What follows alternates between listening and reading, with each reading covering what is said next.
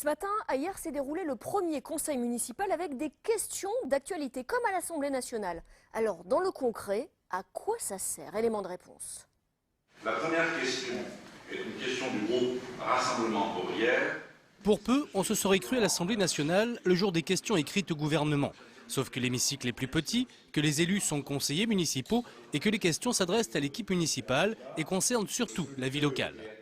Quelles actions comptez-vous mener pour que la politique de la ville soit maintenue ou réfléchir?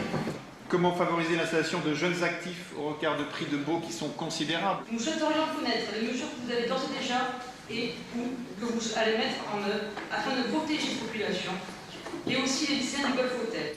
Il y a parfois des questions d'actualité qui méritent d'être traitées rapidement, de telle façon que l'information se substitue à la rumeur. Voilà, et c'est une façon d'organiser les choses un peu comme à l'Assemblée nationale, mais ici une fois par trimestre et non pas une fois par semaine.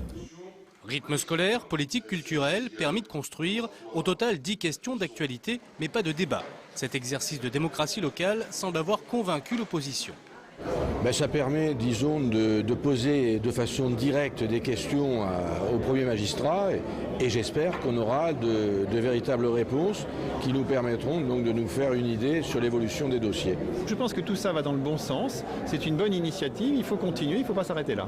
Par contre, ça manque un petit peu, il faut préparer les questions à l'avance et monsieur le maire a tout son temps pour répondre, donc bon, c'est pas...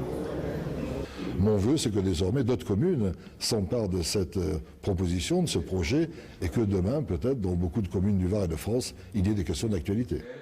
Prochaine séance prévue en janvier.